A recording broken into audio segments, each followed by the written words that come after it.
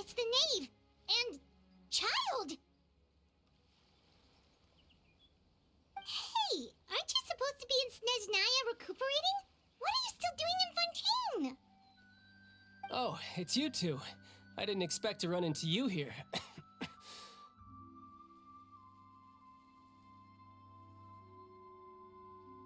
I was unconscious for quite a while after the fight in the Primordial Sea.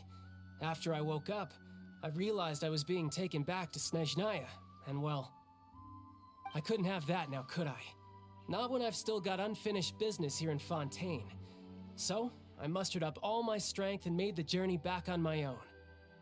What sort of unfinished business are we talking here? It has to do with Skirk, my master. I really wanted to meet up with her, but by the time I got back, she had already left. I still have so many questions for her. Without any other leads, all I could do was ask the knave to help me track her down. She must have left behind some traces from her time in Fontaine. Oh, okay, so have you found any clues? Unfortunately, no. While the House of the Hearth is adept at collecting all manner of intelligence, certain existences can still manage to escape our purview.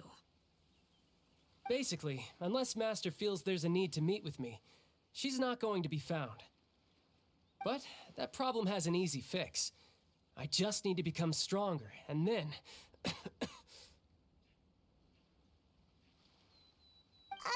Paimon thinks you should focus on getting better first. The worst of it is over. It's all thanks to that one kid from the House of the Hearth. Elwar, I think her name was. She gave me a bunch of random potions to drink. They didn't go down easy, let me tell you. Pain and chills all over. But they really did help speed up my recovery.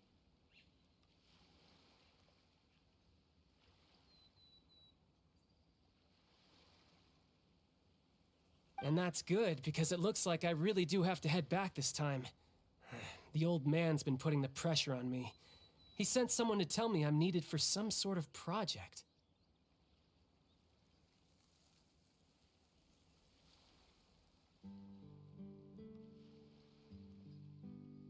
Project Stuja?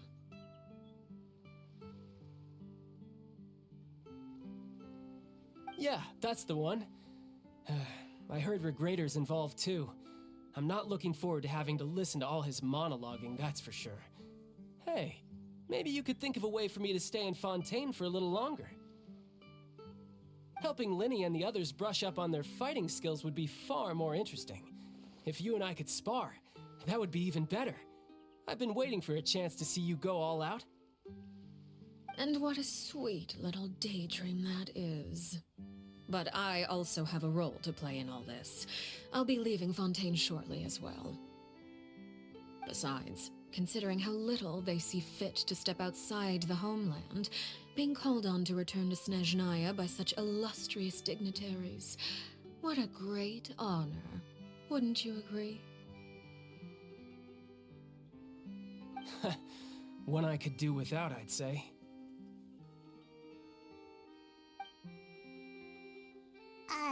Is it just Paimon? Or does it kind of seem like they're...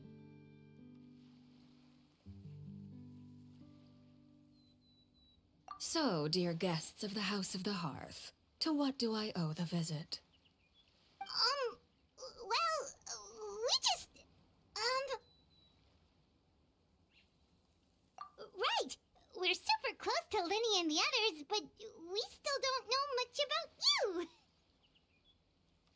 Is that so? Introductions have already been made, have they not? Oh, well, you see? There's only so much you can learn about someone from a short introduction. At least tell us something a little extra, like... Why do you call yourself father? Huh, good question. I'd also like to know. The fact that you have to ask tells me our intelligence work has been quite successful. Telling you the answer to that question would only serve to undermine that success. And we can't have that, now can we?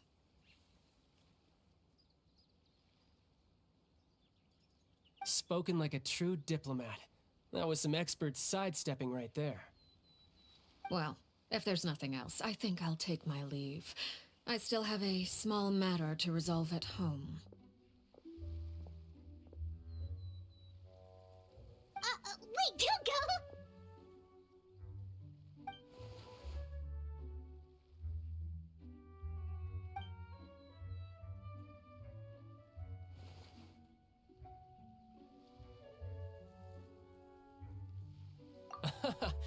I'd also like to hear the answer to this.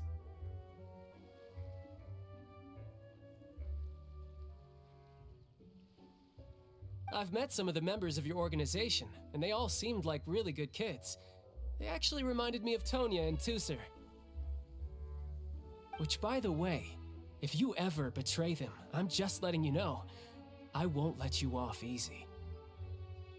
And why would I betray them? Well, you've already betrayed the House of the Hearth once, haven't you? At least, that's what I heard.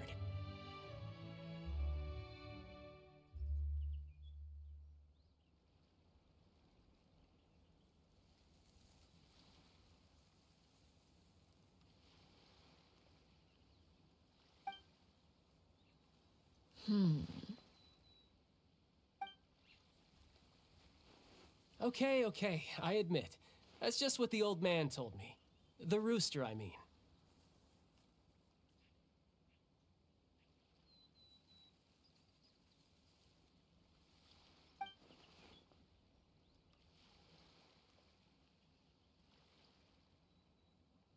Oh, wait. Did you really do something bad to those kids?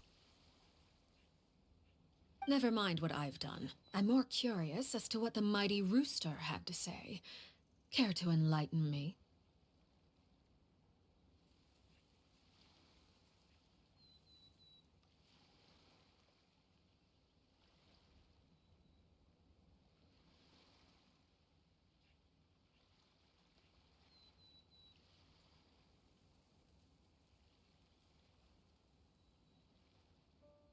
Ah, well, nothing much. Just some stuff about you taking out many other members of the House of the Hearth, and even going so far to attack your own family. I see. Oh, based on your reaction, I'm guessing it's all a bunch of lies. Hardly. I don't appreciate his particular turns of phrase, but I suppose he didn't say anything untrue.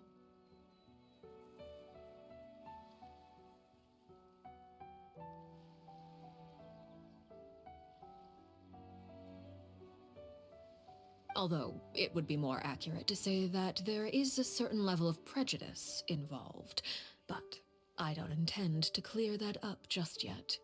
Prejudice has a funny way of concealing the real truth behind certain things, an attribute that I find to be quite advantageous.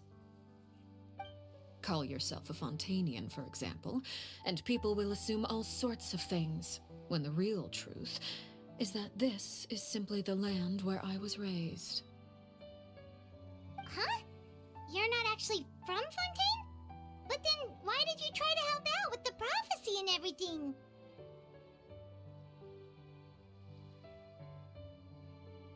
I was trying to protect the children born in Fontaine. Claiming that I myself was a Fontainian simply made it easier to operate. People would hardly suspect a fellow Fontainian of having any ulterior motives. Who wouldn't want to save their homeland after all? The primordial sea wouldn't have any effect on me, but it would have caused great harm to the House of the Hearth. Well, you wanted extra information, didn't you? There you go. I hope that satisfied your curiosity.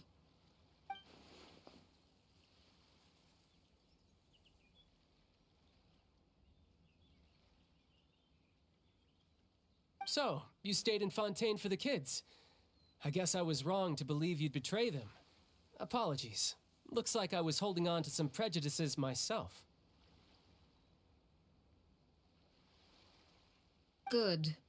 Like I said, I like it when others have misconceptions of me. Actually, while I was recuperating at the House of the Hearth, there was something else that really caught my attention. I heard that members always resolve disputes and arguments with a friendly spar, and the loser has to back down. Seems pretty cool if you ask me. Would also give them plenty of opportunities to hone their skills.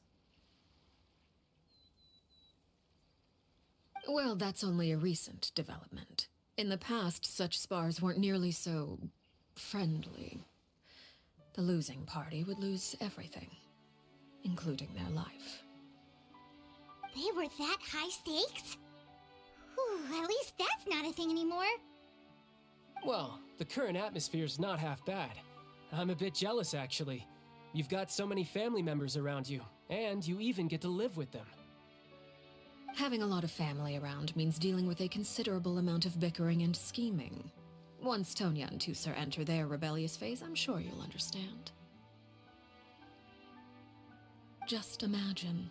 Tusser becomes obsessed with plucking out strands from the rooster's mustache, or Tonya decides to dye her hair 42 different colors.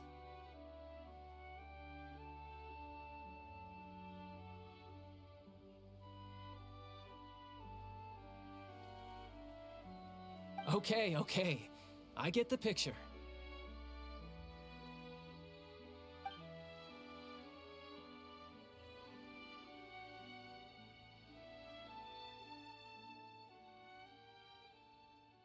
Well, would you look at the time? I should probably get going.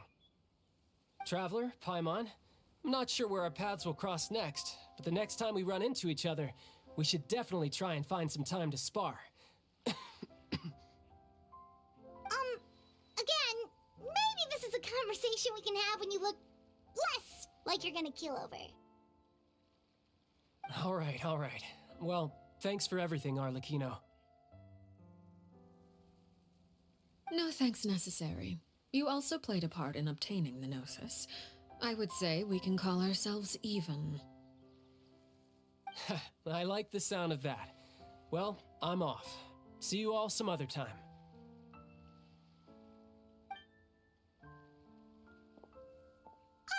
We should probably get going too. Do you want to head back with us? Oh? You want me to leave so soon? Oh, well, you see, I'm rather enjoying the evening breeze. If you don't mind, I think I'll stick around for a bit. I have some things to think about. Apologies for not attending to you like a proper host. Please forgive this slight. I do hope you'll have a pleasant stay.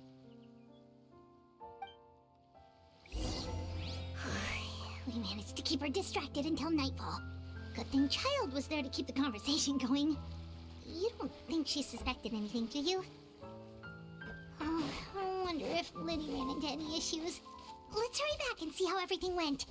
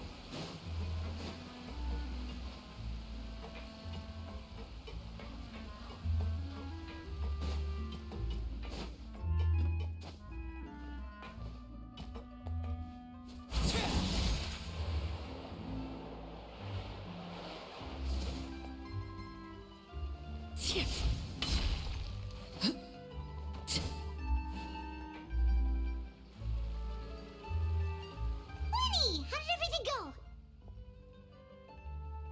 Well, long story short, we ran into a small issue. Clairvy can't go into the sunlight. Everything was fine at first. She followed me up to the surface just like I told her.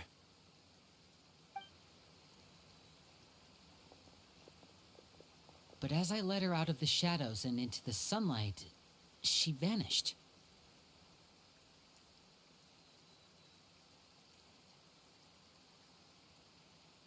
I turned around, and there she was, standing at the edge of the shadows, silently watching me.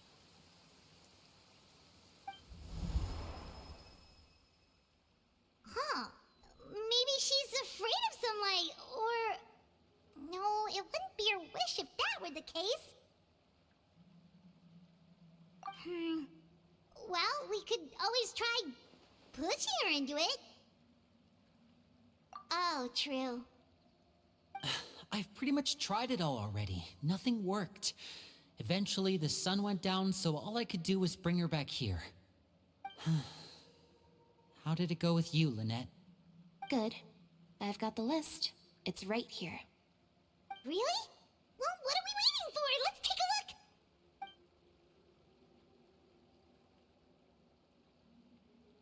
Oh, that's a lot of pages. Oh, it's gonna take forever to get through it all. We can each take a section. Here.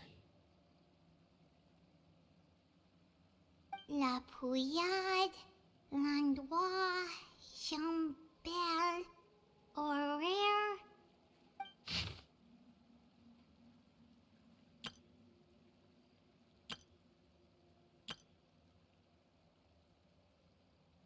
Oh, yikes. That horaire guy has a huge scar on his face. He's kinda giving Paimon the creeps. Ah, I've met him before. The scar is from an injury he received during a mission. I still remember him joking with me about it. He said any future lover would take one look at him and then lose all interest. Did he say anything else? Well, I asked if there was someone he was interested in. He said no, and that's where our conversation ended. It was only later that I learned he really did have someone he liked. He risked everything to escape so he could be with her, but it didn't work. One day, Father asked to see him, and, well, I never saw him again after that. Wait, so that means the knave, she... It may seem cruel, but it's just one of the rules of the house. Betrayal is not to be taken lightly. We know too many secrets to come and go as we please. So, if you do try to leave, you pay with your life.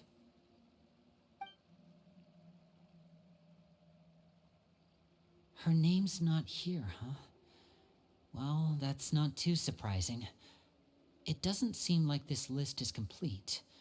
It only contains records dating back around 5 years. Let's shift our attention then. Fremine, were you able to find anything out? Fremine. Sorry. I was thinking about something. I managed to talk to quite a few people, but I couldn't help but notice that the atmosphere in the house was a little... strange.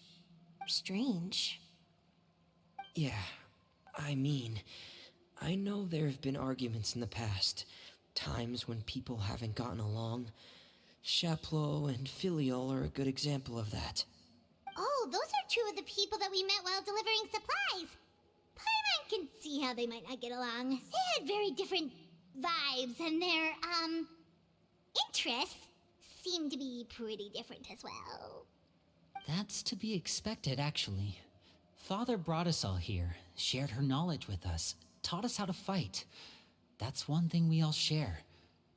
But that's also where the similarities end. Not all of us feel the same desire to stay here. As members of the House of the Hearth, we're also considered part of the Fatui. And to a lot of people, that's an identity they never asked for. Certain members get older and realize they want something else for themselves. But considering the rules of the house, most people would never say that out loud. People like Chaplot and Foltz are loyal to Father and her vision. They're proud to be part of the Fatui. Filiol and Nantoy, on the other hand, well, they aren't quite as enthusiastic. These kinds of conflicts have always been there. It's not like Father is in the dark about any of this. Well, that's true. But it just feels like things have gotten worse lately. Filiol and the others, It seemed like they were meeting in secret to talk about something. I can't say for sure, but I think they've met Clairvy. You think she's been inciting them to act out? No, not exactly. But I wouldn't be surprised if she said something to them about the darkness in the house and how deep it runs.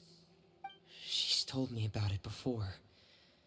Experiments being run on children. People being used as pawns on the battlefield without so much as the strength to survive. And they just believed all that? Without any evidence? Clairvy's words probably gave them the excuse they were looking for.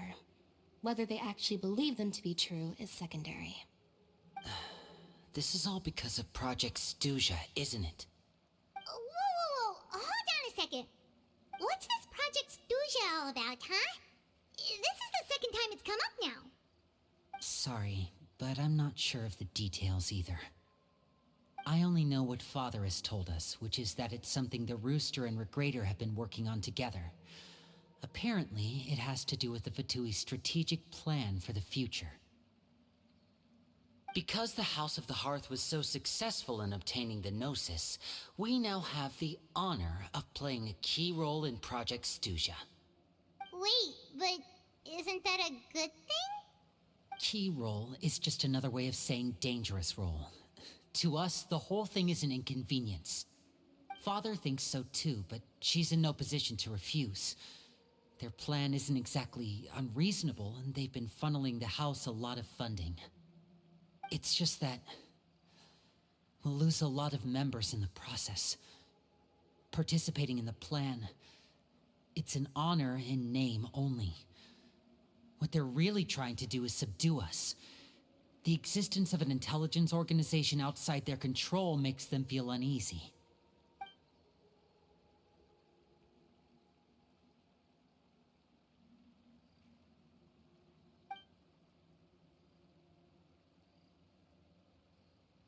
Okay, super complicated top secret Fatui business aside, what does all of this have to do with the conflicts you were talking about earlier? Paimon doesn't get the connection. External pressure has a way of exacerbating internal strife. You can't overlook the power of fear either. People are afraid of dying, and that fear is often the impetus for a lot of stupid decisions. I thought resolving the Clairvy situation would make everything go back to normal. But it looks like things are more complicated than I thought. If we leave Filiol and the others to their own devices, sooner or later, Father will be forced to take action. We can only focus on one situation at a time, brother. You're right. Even if we confront Filiol and the others, it won't do any good. It might even make matters worse. We should focus on Clairvy for now. Well, it's getting late. We should head back and get some rest. We'll try again first thing tomorrow. Lynette, you stick with me this time. Fremine, keep a close eye on Filiol and the others. Make sure they don't do anything they'll regret. Good work today, everyone. Have a good night, and I'll see you tomorrow.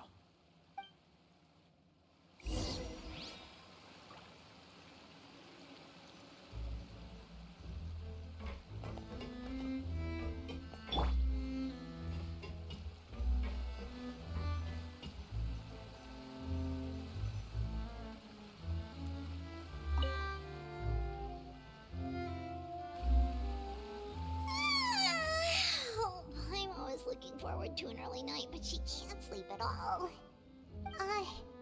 Hey, you don't think the knave will be too angry with Lenny and everyone if she finds out about all this, do you?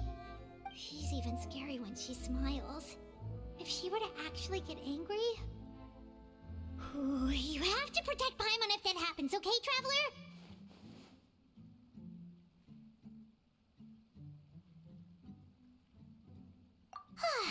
Trust is ever, Traveler. Look! Look over there! Quick! Let's catch up with her before anyone sees!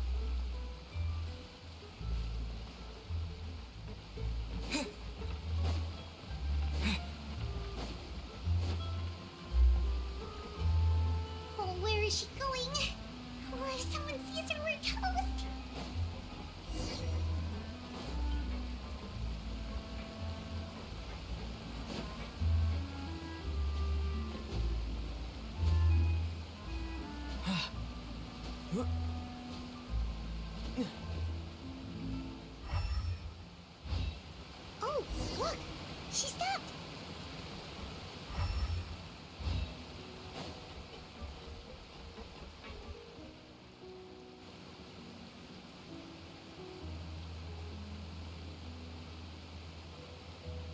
Clairvy! Shh. I opened the window while no one was looking. Look how pretty the outside is.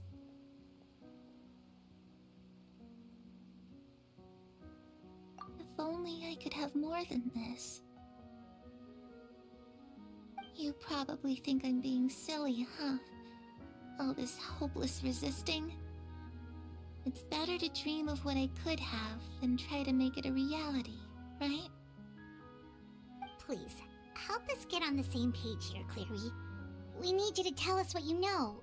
Can you do that? Sure. Although, after you hear all this, I think you might regret that decision. Everyone in this family is nothing more than a tool. Something to be used and exploited. We're all expendable. Including me. As long as you're useful, you get to stick around. Lose your value. You're handed over to the doctor, experimented on, and given a fate worse than death. I've seen it happen again and again, and I've had enough.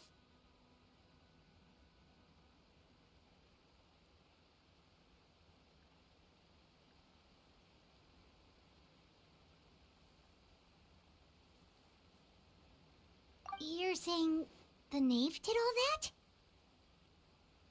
It's just, that doesn't seem like something she would do.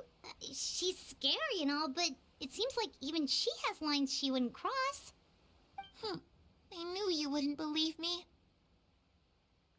Everyone thinks she's a good person. They all think of her like a real mother. Mother? But she doesn't deserve that title. She's disgraced it and tarnished it. And if I had things my way, I'd never see her again. If only Perry were here, she'd understand. Perry. There's that name again. Also, Paimon's getting a strange feeling. It almost feels like she's not really here with us. Paimon can't tell if she's actually talking to us or if she's mistaken us for someone else.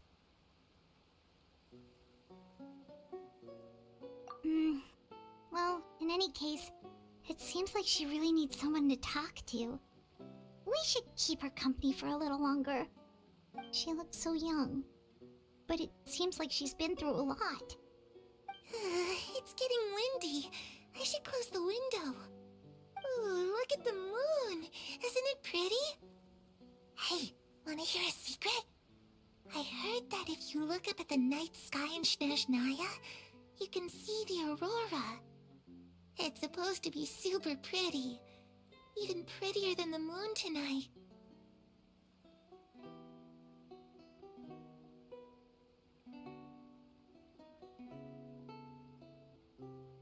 Perry and I promised each other that once we're older, we're gonna go see it together. But I can't find her. I'm worried she's also been... No, that wouldn't happen to her. She's special. Mother likes her a lot. I should really go talk to Mother, but we just fought. She doesn't want to see me, and I'm too scared to face her.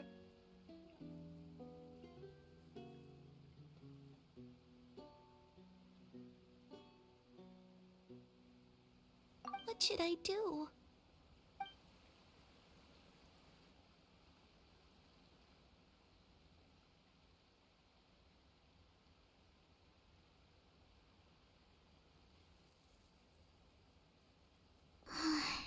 Paimon really doesn't understand what's going on with her. Well, let's head back. We've got an early morning tomorrow.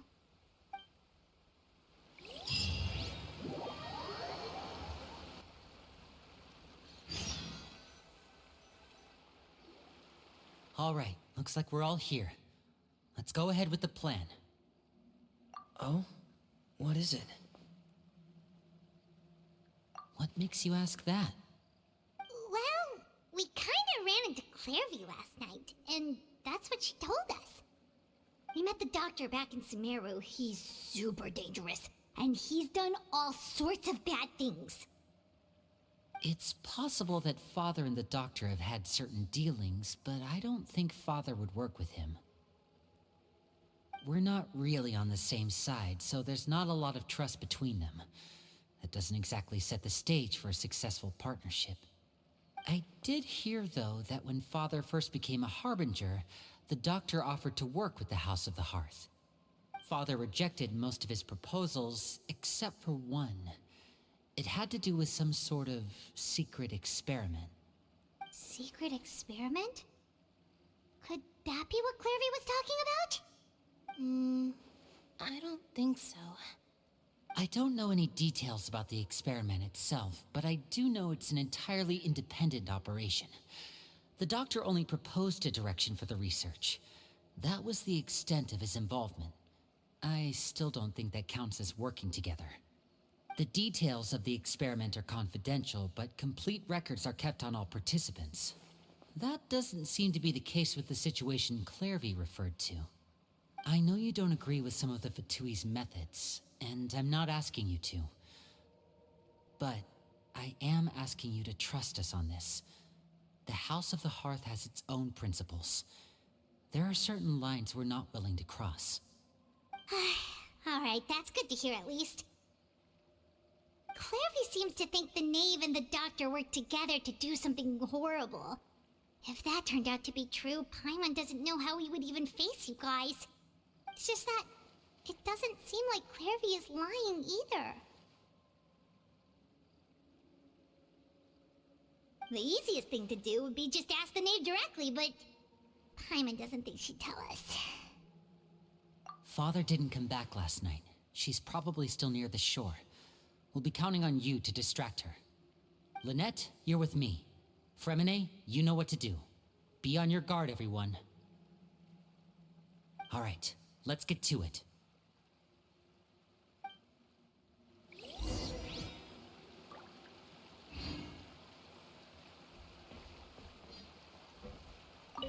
Where are we going today? Let's try somewhere further away this time.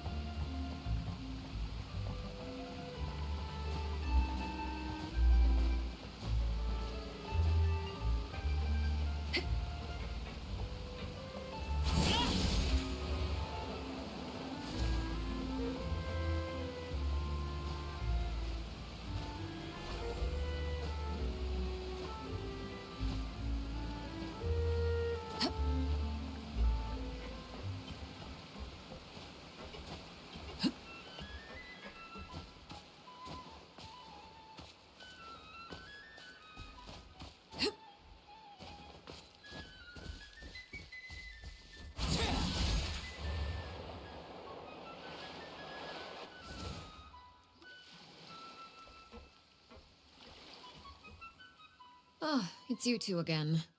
I must say, you look a bit pale. Did you have trouble sleeping last night? A little. Perhaps if you had less on your mind, you'd be able to absolve yourself of such troubles. So what are you planning to do now? Catch up on some sleep? Or should I give you some time to rack your brain for a topic to discuss before I ask any questions? Although I must profess to being curious.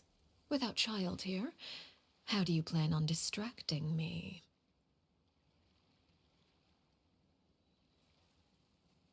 Us? Distract you? A good one.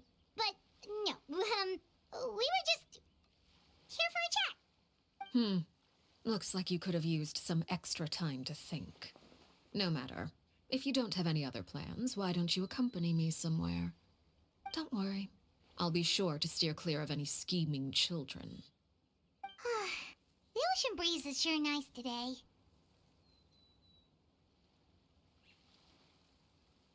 Children always think they can hide things from the grown-ups.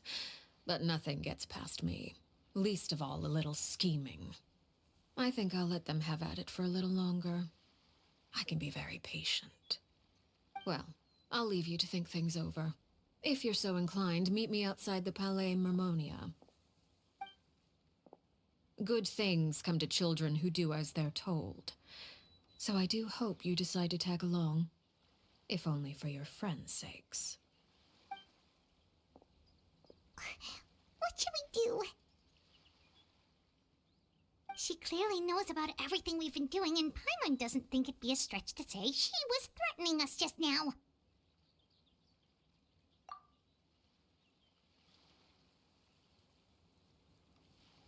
Oh, good idea.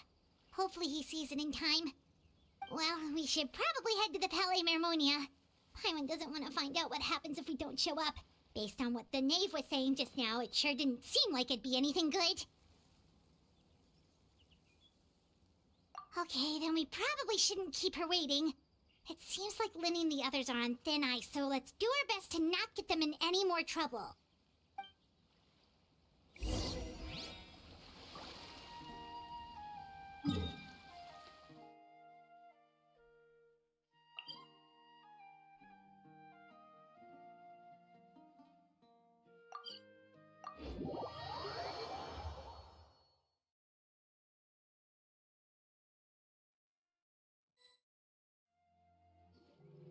Seeing as we still have some time before my meeting, we might as well enjoy some pleasant conversation while we wait.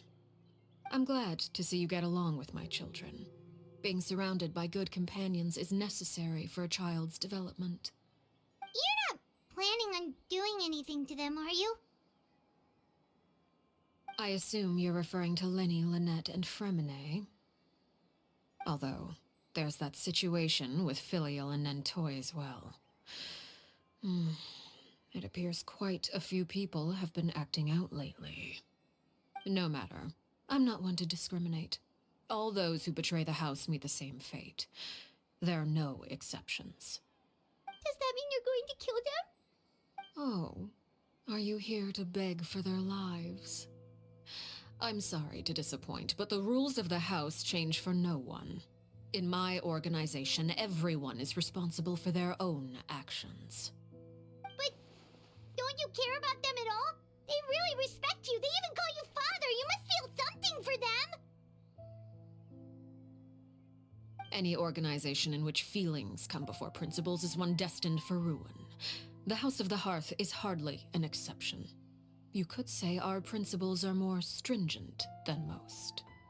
Perhaps I can offer you this consolation at least. As our guests, you two will not be held accountable along with them. I would imagine Linny, Lynette, and Fremine will be able to keep their lives. As for Filial, Nentoy, and the others, I'm afraid there's little I can do. They can try to escape, but once you know our secrets, there's no getting out alive. But that's awful. Ah, you seem concerned. Out of consideration for my guests, I suppose I could turn a blind eye for a little longer. If Linny and the others manage to dispose of Clairvy in the meantime, all evidence of their wrongdoing will be lost. In that case, I could hardly punish them for something I couldn't prove. If their efforts are unsuccessful, on the other hand, all will be held accountable. And the punishment will be severe. Of course. Oh, and here, I believe this belongs to you. Do try and keep better track of it next time. It takes a considerable amount of time to train a bird like this. It would be such a pity if you were to lose it. Permanently.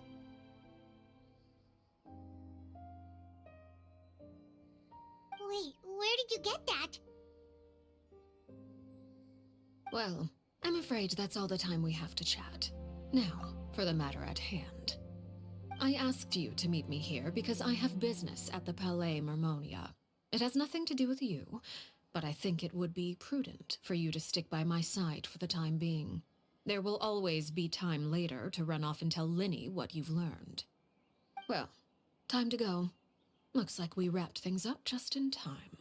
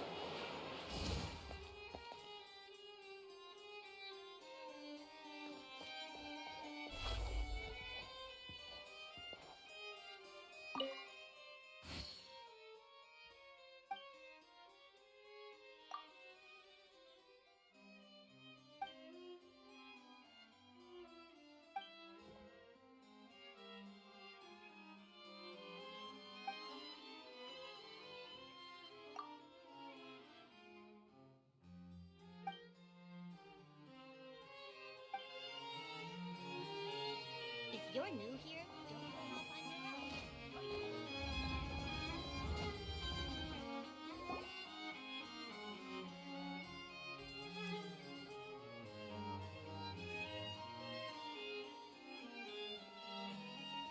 It's been a while, Monsieur Neuvillette.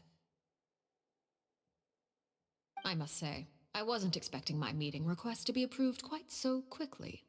The Palais Mermonia operates with an efficiency worthy of admiration. It is only right that an esteemed diplomat such as yourself should be afforded the proper level of respect. Although, if I may speak plainly, I must confess that I did not anticipate we would have the occasion to meet again after presenting you with the Gnosis. I see you brought the Traveler and Paimon with you as well. If I may inquire as to the purpose of your visit. I'll be departing Fontaine shortly. There is, however, an outstanding matter that I would like to see resolved before I go. It requires a rather lengthy explanation, I'm afraid. So I took the liberty of explaining everything in this proposal. Please review it at your leisure, Monsieur Neuvillette.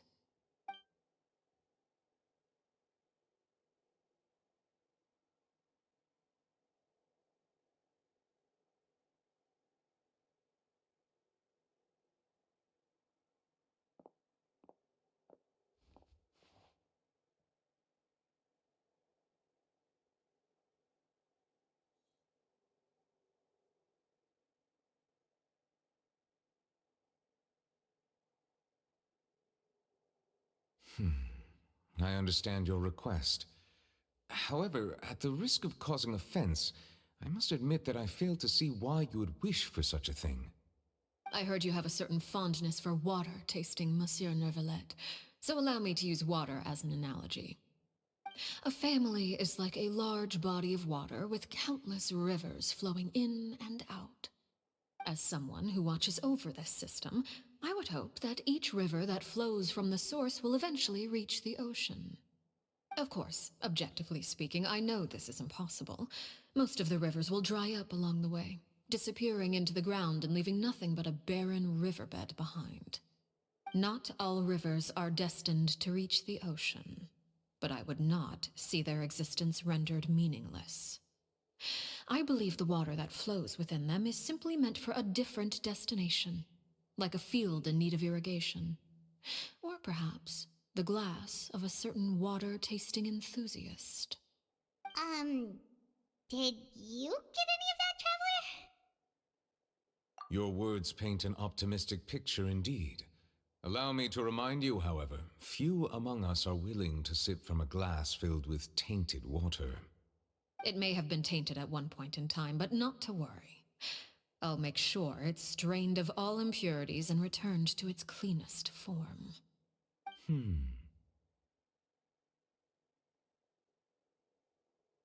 I seem to recall there being a transactional aspect to your proposal.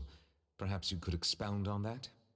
If you accept my proposal, Monsieur Neuvillette, I will gradually withdraw my forces from Fontaine. And, unless absolutely necessary, I will no longer carry out any special missions within Fontaine. I presume I can take your words to mean that, in the future, cases similar to the Tartuffe assassination will cease to cross my desk? Tartuffe? Ah, that thief who embezzled funds from all those charities, you mean? My deepest condolences to his family, but without any evidence, I cannot imagine how the House of the Hearth might have been involved in his passing. Of course, if you accept my proposal, Monsieur Neuvillette, I'm sure certain measures could be taken to reduce the frequency of such troubles. You choose your words carefully indeed. In that case, I'm inclined to accept your proposal. My thanks for your generosity, Monsieur Neuvillette. Well, with that settled, we should be going now. I took the liberty of bringing along 2 bottles of spring water from Snezhnaya for you to enjoy. I do hope I get the chance to hear your impressions. Perhaps at our next meeting, yes? Indeed. I trust you would not overlook your commitment in the meantime. All right, Traveler Paimon. Time to go.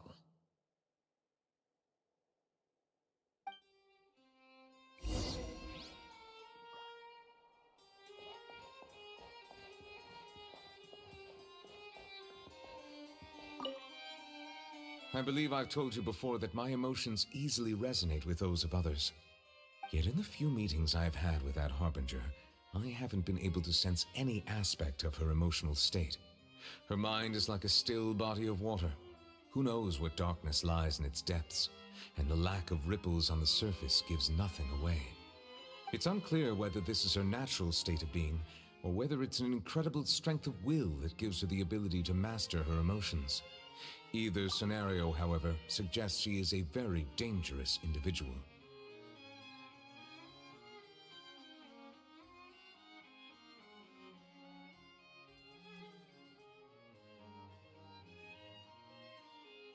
I do not expect an explanation as to why you two are by her side.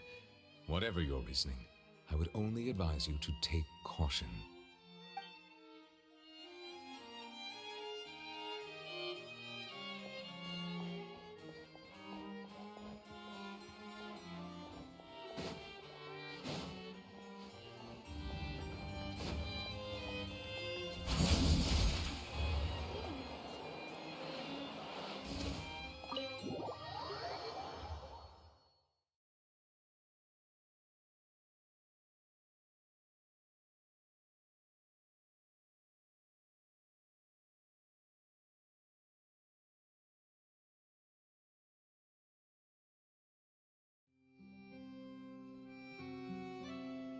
So, what exactly were you talking about back there? Paimon only heard you mention some rivers, a large body of water, and then some kind of irrigation scheme. You really want to know? I would imagine there might be more pressing concerns at the moment. Winnie, Paimon really hopes everything's going okay.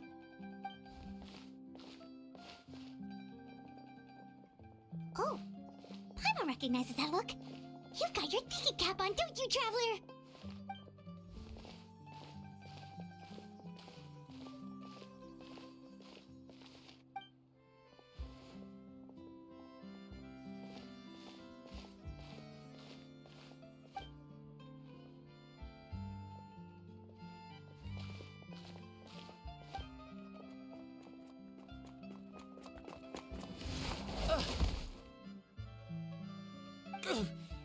Oh, shoot.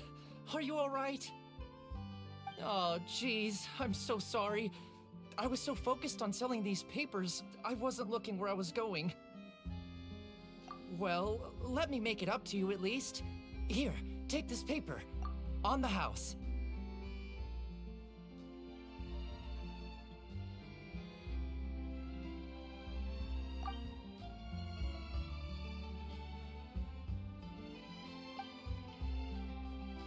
Oh, you don't have to give us anything. Please, I want to. It's not like I'm short on supply. All the extras will be useless come tomorrow anyway. It's my fault, really. I was just trying to bring home some extra mora for the family, but I bit off more than I can chew. I haven't had many takers today, so I'm still swimming in papers. What's going on here? Nothing much. I just ran into your friend here on accident. I should probably get going, actually, so... Hold on. Of course, I'm happy to compensate you with mora, it's just... I don't have any on me at the moment. I'll take 3 papers. Here. Your payment. Oh! Thank you for your patronage. May the Archons bless you with good fortune. If only I had the chance to run into such generous customers every day. I should probably just take on a smaller inventory though, right? I'm getting married soon, so sometimes it's hard to not get ahead of myself. Anyway, I should head out. Goodbye! Well, now that my affairs are settled, we should take the boat back to Poisson. We've even acquired some light reading to enjoy along the way. Actually, why don't we stick around for a little longer? Paimon just realized how hungry she is. She can't head back to Poisson on an empty stomach.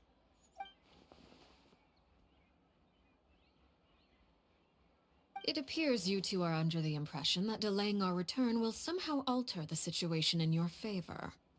I'm sorry to ruin your fantasy, but your efforts are meaningless. That being said, I could be persuaded to give Linny some extra time. I just have one condition. If you agree to my request, I'll even answer some of your questions. You're quite curious about Clairvy, are you not? And my relationship to her. Wait, why are you being so generous all of a sudden? You're not gonna ask us to do something bad, are you? You overestimate yourself. You don't have the talent for bad things. Then what can you possibly... The most important consideration in a negotiation is that both sides receive something they want. Demands and threats only get you so far. Wonderful. Here it is. When the time comes, make the choice that you deem most appropriate in the situation, and lend your help to the House of the Hearth. Okay, sounds normal enough. But what do you mean, when the time comes? When is that supposed to be? That is for you to decide.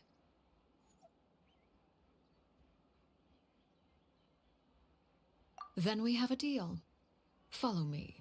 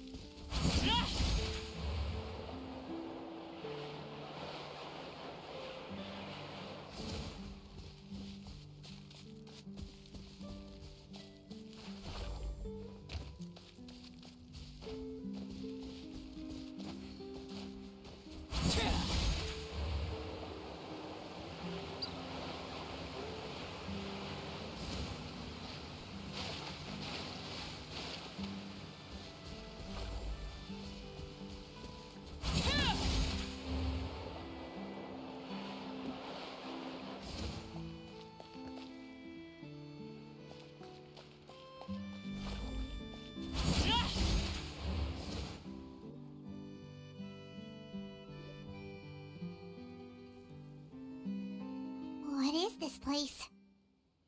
Somewhere long forgotten by everyone. It used to be a grand building. Now it's nothing more than a pile of rubble. No one comes here anymore, nor does anyone care about what once happened here. Although, this place does have something to do with the story I'm about to tell you. It was before I became a Harbinger, and before Linny and the others joined the House of the Hearth.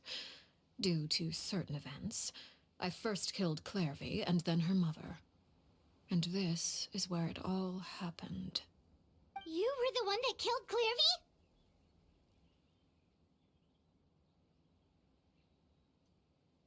Patience now. Allow me to explain Clairvy's side of the story first. I'll start from the beginning. Clairvy was 6 years old when she was brought by her mother, Crucibina, to live in the House of the Hearth. From the outside, it seemed like a fairy tale. A thriving family made up of kind adults and friendly children. Crucibina was the knave at that time, and the House of the Hearth was under her control. She was Clairvy's mother by blood, but she was also the mother to all the children in the house.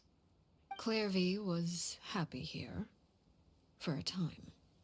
But she quickly realized that being part of this family wasn't a fairy tale at all. It was a kind of purgatory. Purgatory? Exactly. The House of the Hearth takes in war orphans from all over Tevat. But as for how to raise them, that depends entirely on the person in charge. Crucibina came up with a novel idea.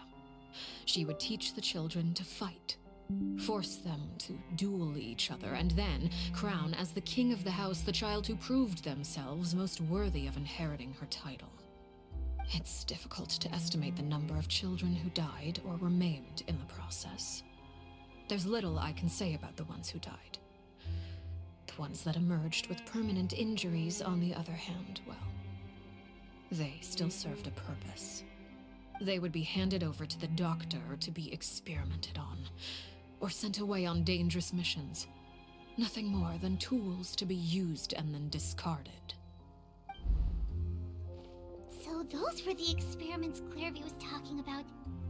But what actually happened to her? You said that Clairvy was Crucibina's daughter, so if Clairvy tried to convince her to stop what she was doing, Crucibina probably would have listened, right? Despite being Clairvy's mother, Crucibina cared little for her daughter. She forced Clairvy to join the House of the Hearth only as a means to demonstrate her own impartiality as a mother, to prove that she treated all her children equally. Clairvy did try to convince her mother to change her ways, but it was to no avail. After her efforts failed, the only other option was to rise up and try to fight back. Unfortunately, the other children had already been thoroughly indoctrinated into the illusion of happiness Crucibina had created. Of course, there was one exception. Someone Clairvy's age who knew the truth about the House of the Hearth. Her name was Peruere. Wait, the friend that Clairvy mentioned? Friend, huh? I suppose we can call her that for now. Clairvy was a cheerful and passionate person with a tenacious spirit. Peruere, on the other hand, was rather cold-blooded. Her cold-blooded nature allowed her to see through Crucibina's facade. Yet, it was also this cold-bloodedness that prevented her from acting against it. At least at first. While Clairvy longed for freedom, Peruere was convinced that, amid all the fighting and violence, she would make it until the end. Despite their differences, the two became fast friends, united by their knowledge of the truth. Clairvy told Peruere that she hoped to create a real family, where no one would be killed or sacrificed. There may have been a certain naivete to her ideas, but Clairvy proved her determination many times over. She tried countless times to run away, ask for help, or expose the truth. But her efforts only earned her beating after beating. The only thing that kept her going was her strength of will. Even with her body racked with pain, she would still stand on her tiptoes and open the window at night. She and Peruere would look out at the moon together, a fierce longing for freedom shining in her eyes. But one day that light simply vanished. Oh no. What happened? Her hopelessness resulted from a culmination of things. 10 years had passed. 10 years worth of failure after failure. She and Peruere weren't children anymore, but finding any chance to escape still seemed as hopeless as ever. It was during this time that Peruere suggested a new plan. If escaping was out of the question, why not take down the very person sitting on top of this throne of lies? Mother herself. Clairvy rejected that proposal. She claimed that, as a famous harbinger, Crucibina possessed an unimaginable amount of power. Trying to kill her would have an incredibly low chance of success. Clairvy never gave another reason, but Peruere could see it written all over her face. Clairvy still thought of Crucibina as her mother. Killing her own flesh and blood was a line she couldn't bring herself to cross. If she couldn't escape and fight back, then only one option remained. Precisely. Death was the only way that she felt she could be free. It happened during a duel. When she arrived at the dueling ring that day, her partner turned out to be none other than Peruere, the very person that had stood by her side all those years. It was a fierce battle. But ultimately, Clairvy decided to let Peruere end her life. From that moment on, Peruere's journey was one written in flames. When the rain finally came and washed it all away, there she stood, the sole victor in Mother's endless game of slaughter. A trail of corpses strewn across her path to success. It was the very result she had predicted 10 years prior. Even then, she believed she would make it until the end. She wasn't surprised by the fact that she emerged as Mother's undisputed heir. Rather, her success left her with an inexplicable sense of restlessness. She was unsettled, and there was only one thing that could quell that sensation. Perhaps you two would like to take a guess as to what it was. Crucibina, you mean? But... Correct. This is the place where Peruere killed her best friend. A mere year later, this is also the place where she fought tooth and nail to kill the mother they shared. The moment she acted, any conception of what was right or wrong ceased to matter. It's one of the principles of the house. Only those who survive get to write the rules. Peruere won the battle, and became a harbinger herself. After which Her Majesty, the Tsaritsa, bestowed upon her a new name. Arlecchino. So the Perry Clairvy was talking about... It was you all along. You're Peruere. Arlecchino is just a name you got later. I left that name behind long ago. I must say, hearing it now does bring back memories. After I defeated Crucibina, the moniker of Mother died with her.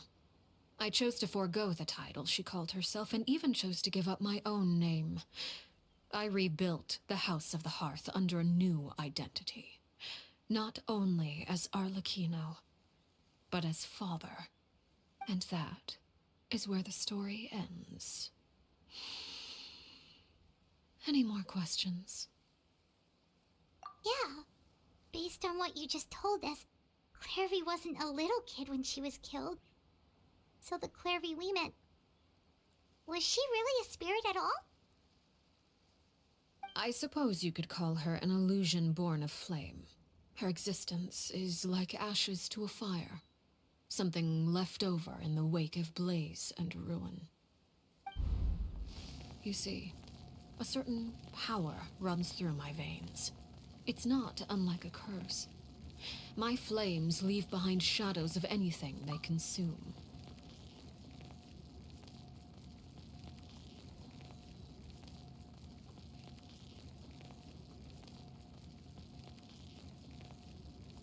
Of course, the chances of those shadows morphing into a sentient entity are exceedingly slim.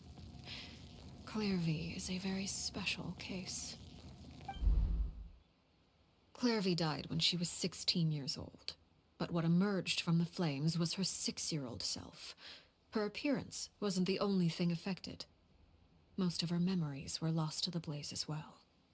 Memory is a mysterious thing indeed. Losing a portion of your memories will alter your sense of self. Lose 10 years' worth, however, and it would be like living in the past. Like returning to a version of yourself that never grew up. No wonder Paimon got such a weird feeling when we were talking to her. Perhaps I should put it this way. Clairvy is someone trapped in time. It may seem like she exists with us in the present, but she truly lives in the confines of her own past. So if all of that is true, then you must have known about Clairvy for a long time. Indeed. She's a rather volatile and unstable entity. Sometimes she would look after the children. She's even saved some of their lives. But other times, she would hide from me and become obsessed with revealing the truth about the house to anyone who will listen. Shadows don't have the capacity to learn or grow.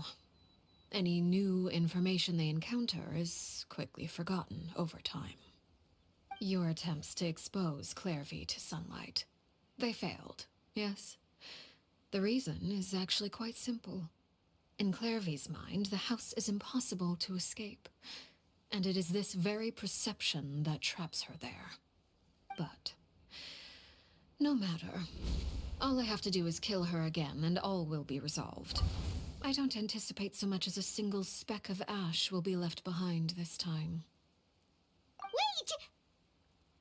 Paimon can understand why you might want her gone, but isn't there another way? So what if she's trapped in her 6-year-old self? She's still your friend! At least talk to her first!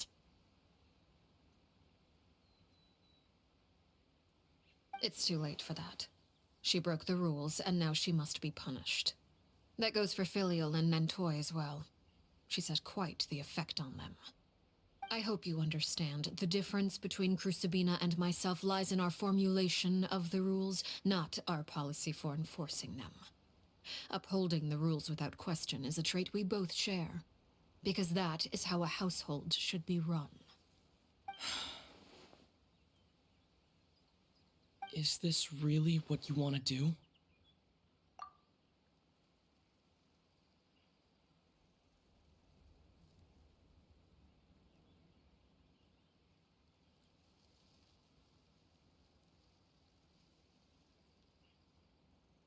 Whatever could you mean? Don't you want to say a proper goodbye at least?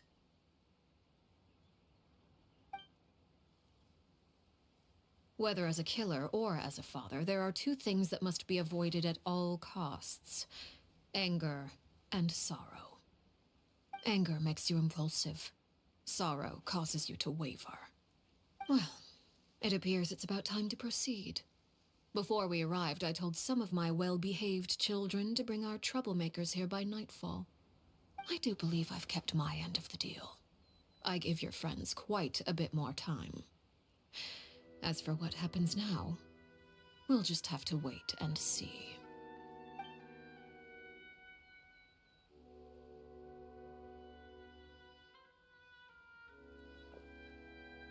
Here they are, Father. Oh, you gonna execute him? Seeing something like that would actually be a first for me. Winnie!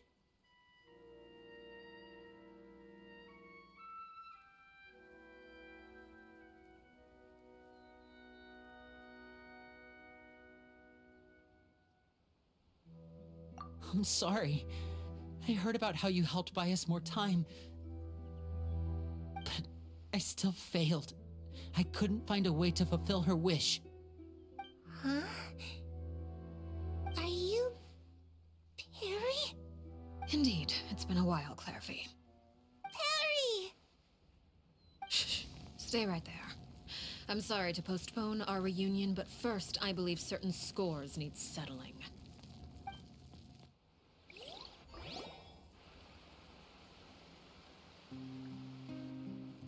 Father, let me explain. Out of my way. Father!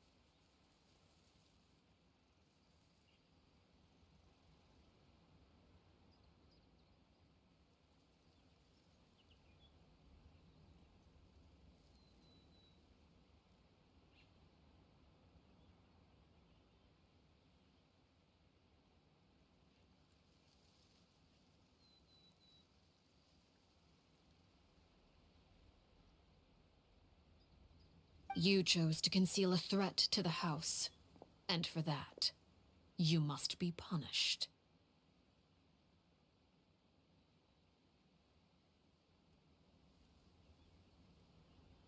Overall, however, I suppose your wrongdoing is hardly the most egregious of the bunch, so I'll deal with your punishments later. As for right now, the more pressing concerns are the traitors among us.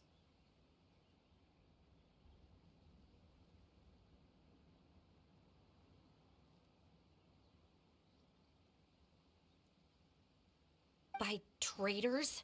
Do you mean us?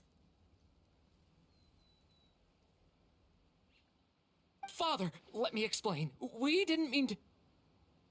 Fultz, why don't you share what you heard?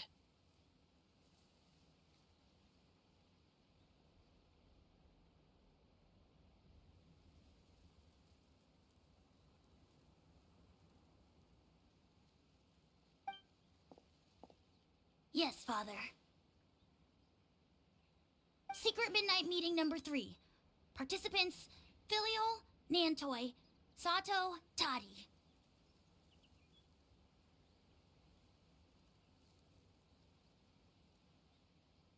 Nantoi clearly said, if only Father wasn't the one who took us in.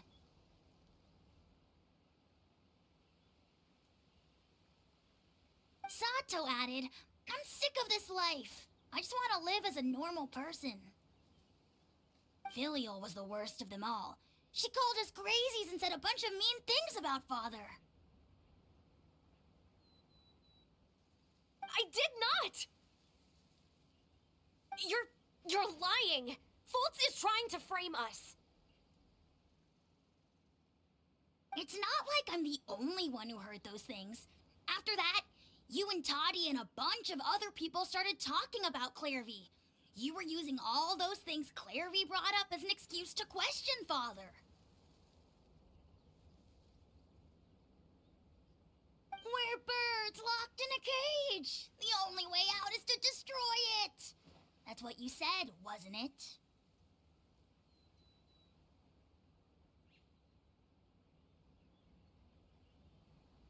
You little... You just want me gone, don't you? What did I ever do to you, huh?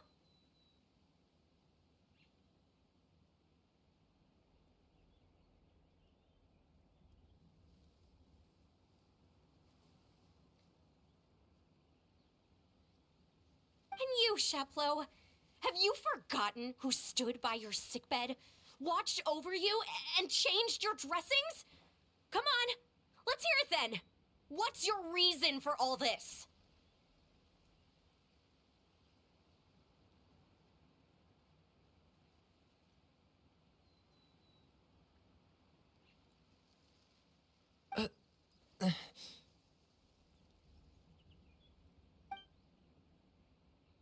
You're wrong, Filial. We don't want you to die. You're our family. Liar. You wouldn't be doing this if that were the case. So why? Why? We all live in the House of the Hearth. You know the type of work we do, Filial. A single betrayal can cost dozens of us our lives. It's not like it's never happened before. That kind of thing is hard to forget. That's why the House of the Hearth cannot tolerate any form of betrayal. Ever since we came to Poisson, you've had 7 secret meetings. A lot of the things you talked about really crossed the line.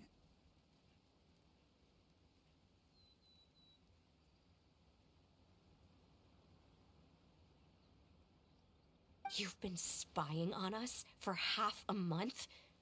Wait a second. Now that I think about it, the move to Poisson was just a way to make it easier to spy on us, wasn't it? Because we were all in one place. You've had this planned all along.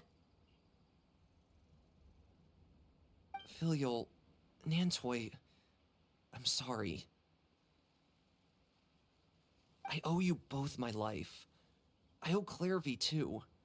If it weren't for all your help after I got poisoned, I wouldn't be standing here today.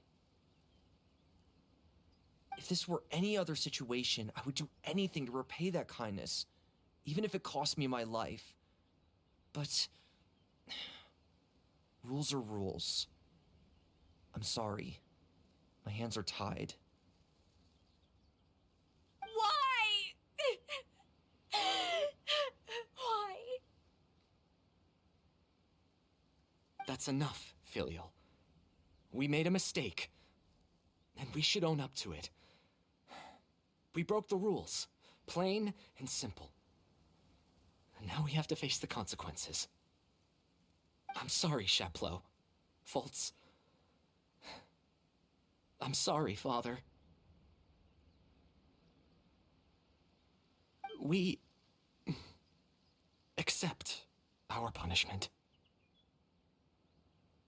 Chapleau, according to the rules of the House of the Hearth, how should these traitors be punished? All those who betray the house pay with their lives. And so it shall be.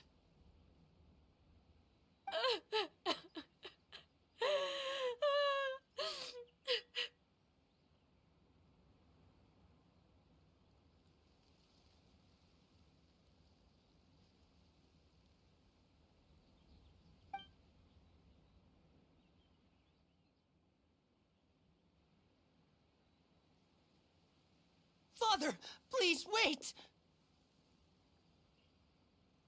Something you want to say, Linny? Please reconsider, Father. What Filial and the others did, does it really count as betrayal? We all come from broken families. From the very first day we joined the House of the Hearth, we wanted nothing more than to make it a real home. But the truth is, none of us know what a real home should look like. I'm not saying I have all the answers. All I know is this. Killing Filial and the others may uphold the rules, but doing so will only bring us further away from being a real family than we've ever been. So please, Father, please reconsider. I agree with Linny. Father, please. Linny, you... I also agree with Linny.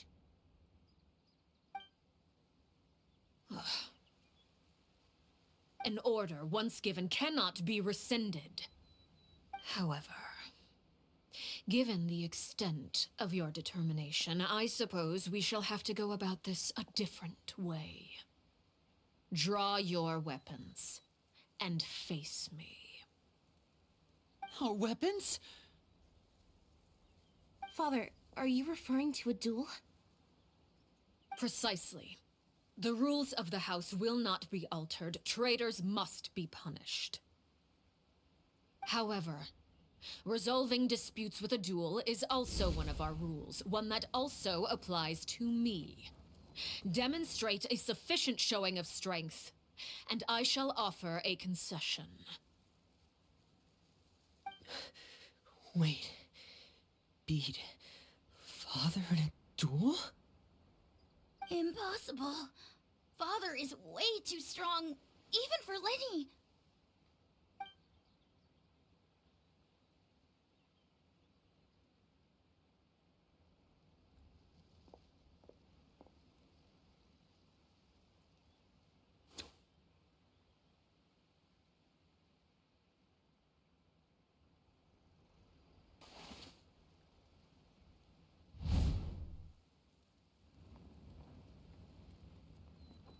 Did you hear that, Traveler? Lenny and the others have to duel the knave. What should we do? Can they really win something like that? If they lose, those people from the house are really gonna be executed. Hey, are you listening?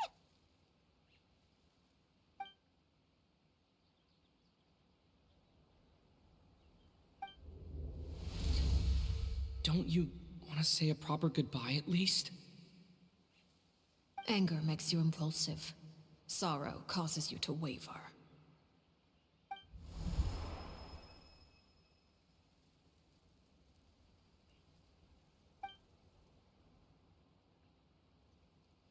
Oh, looking at that expression on her face, she seems really serious about this.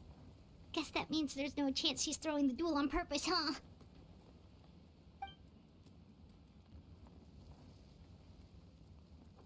When guests are around, families are often on their best behavior. And any disputes are less likely to escalate.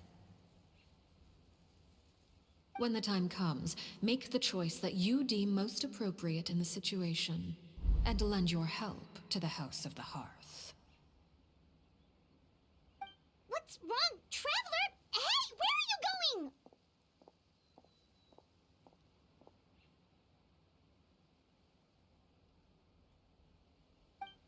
Traveler?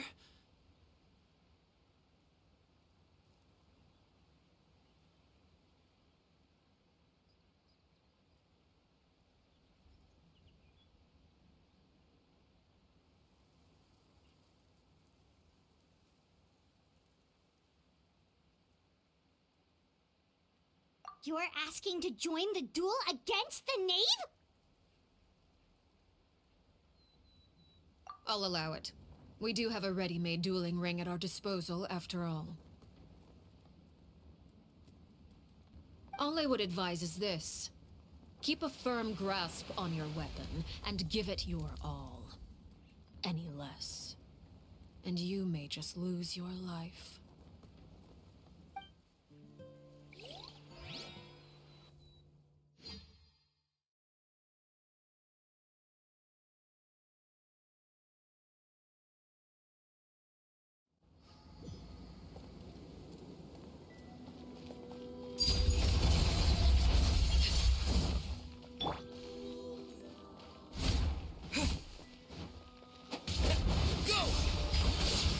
Is it my turn now?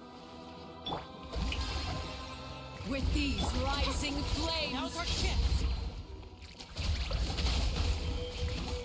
Closer now. Is it my turn now?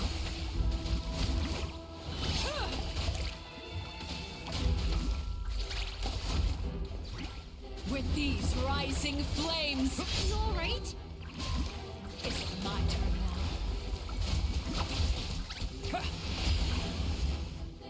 With the fall of darkness, destruction shall rise. Have a taste of purgatory. This is not... Who's next? really have to draw my blade. Again.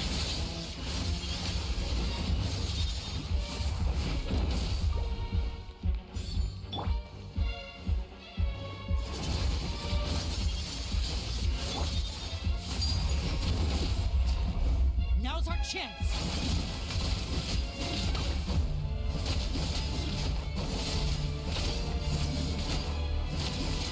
Everlasting as the moon, spare your energy. Running is of little use. Ha! Midnight Phantasma! Father's even stronger than I expected.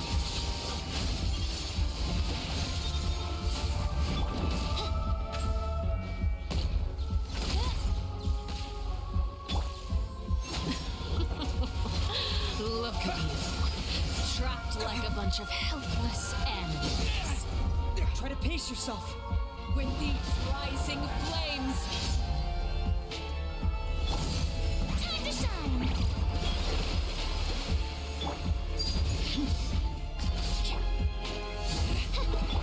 How amazing.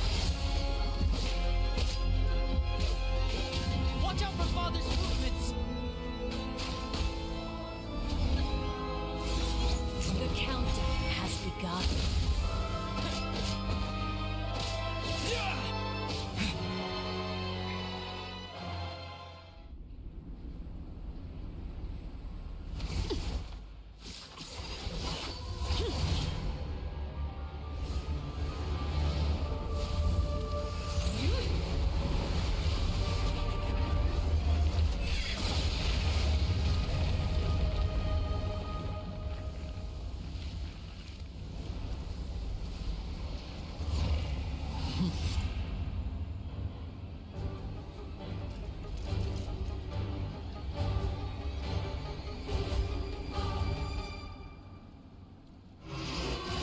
Kindness has been seared away. My blade is all that remains. Go! Watch out for Father's movements! Look out! Oz, reveal thyself!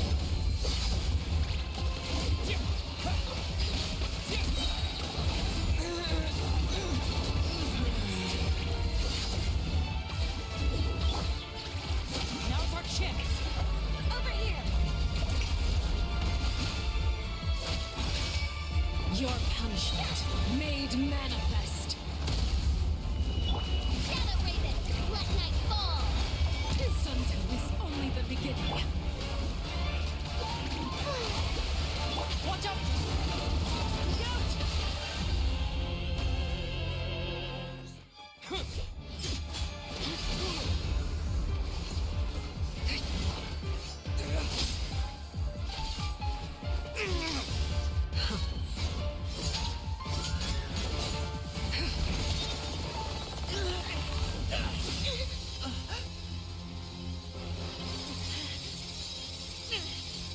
You should know better than to crowd in one place.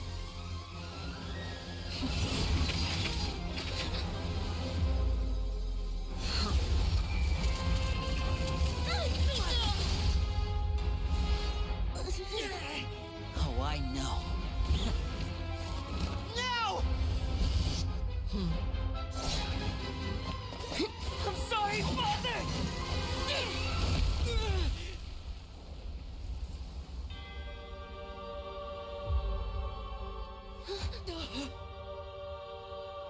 Sorry for what? This pitiful excuse for an attack.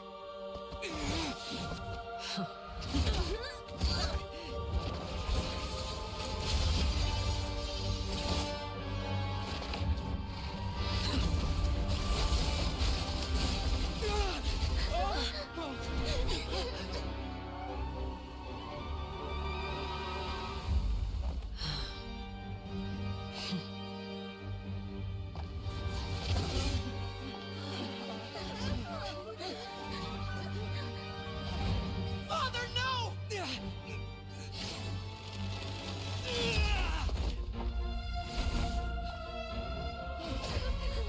Made it out, did you? You're stronger than I expected.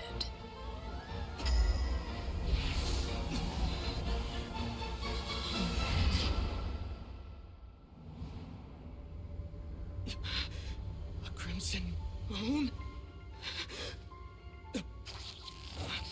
I can't move.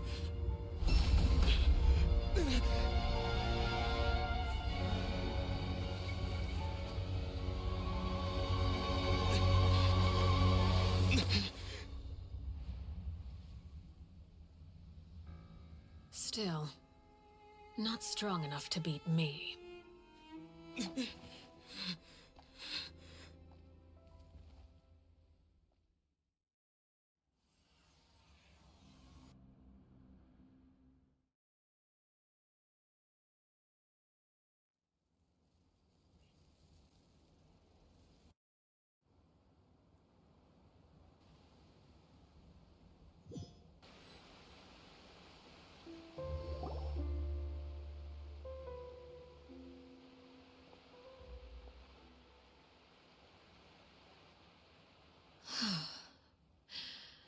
I believe we can end things here.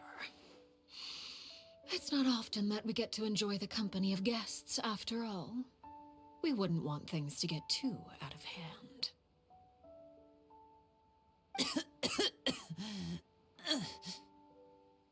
Brother, are you all right?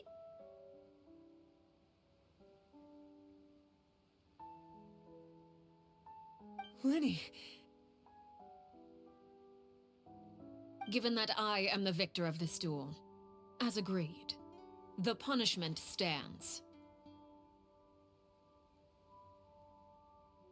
No!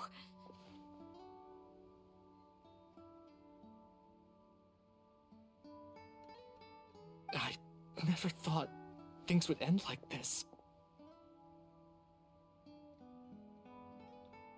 However, everyone involved in the duel demonstrated a remarkable level of strength and determination. In light of this, I'm prepared to change the method of execution.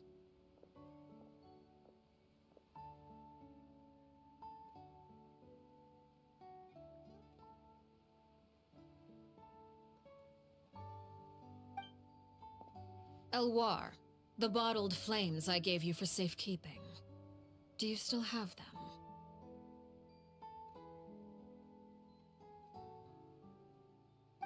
Yes? I wasn't sure what they were for, but I've kept them super safe. I didn't lose a single one. Wonderful. Then, in just a moment, I'll have you administer them. Bottled flames?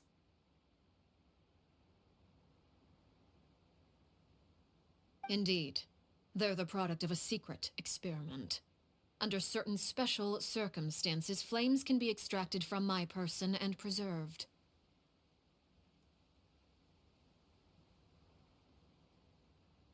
Once ingested, searing pain will spread across every inch of your body. No harm will come to you physically, but your memories will be burned away.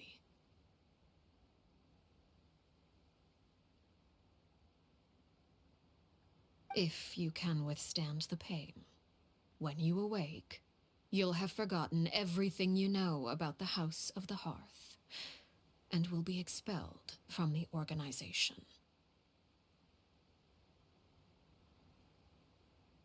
In other words, administering this concoction will kill the version of you that grew up in the house, and give you a new identity.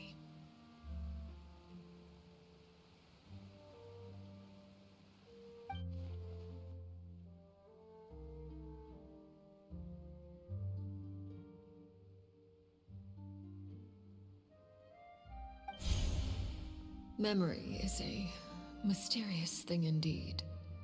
Losing a portion of your memories will alter your sense of self.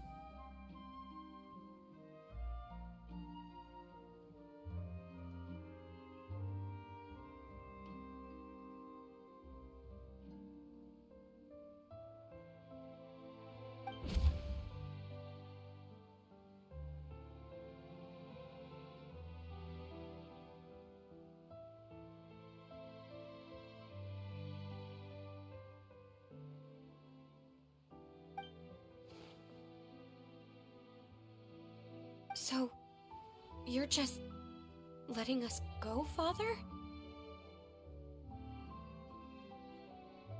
You misunderstand.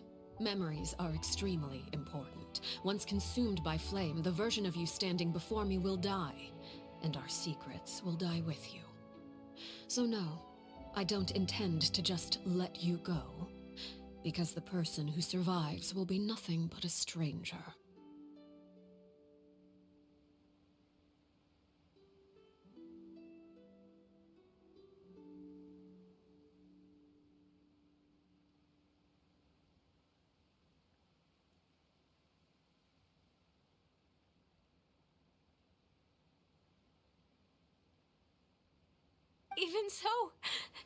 Even so, I won't have to live in fear anymore.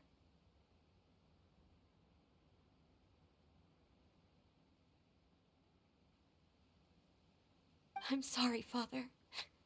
I'm sorry I let you down. But I really...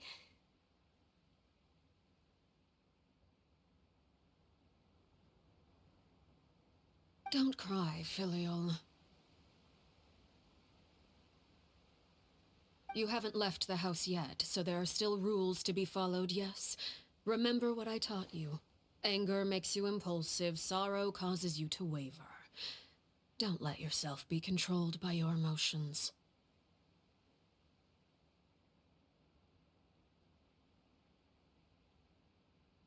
Of course. I'll remember.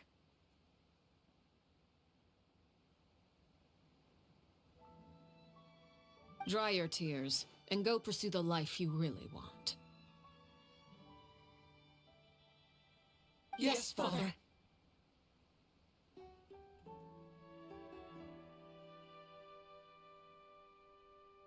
Chaplot, Foltz, Elwar. Take them back to Poisson. And bring Linny and the others as well. I prepared 3 extra vials of bottled flames. As for whether to take them, the choice is yours.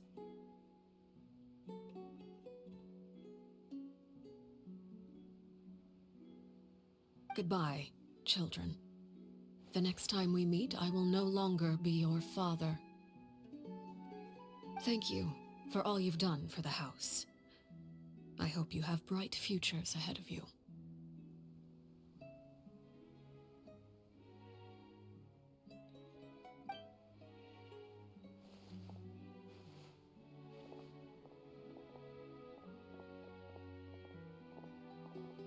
Father!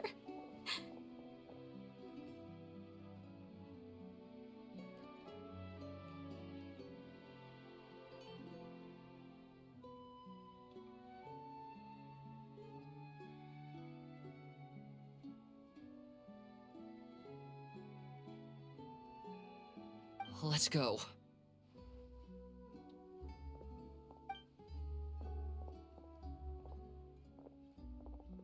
Here, grab my arm, Linny. I'll help you walk back.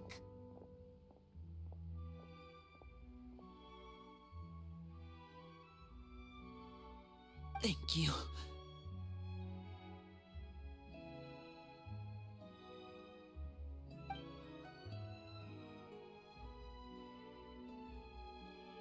Clairvy.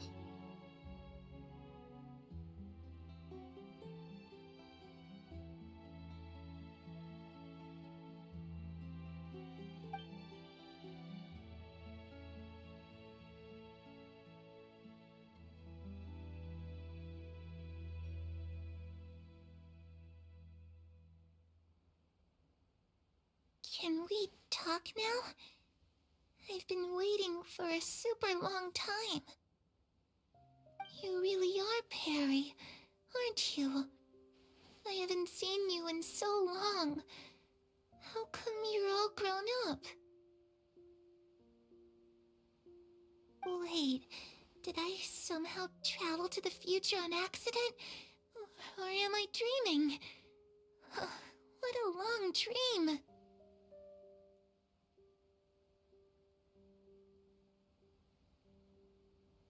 Neither. You died, Clairvy. That's what happened.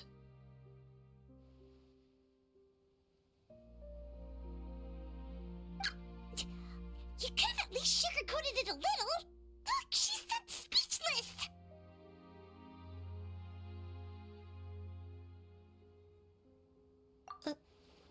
Oh. Okay then.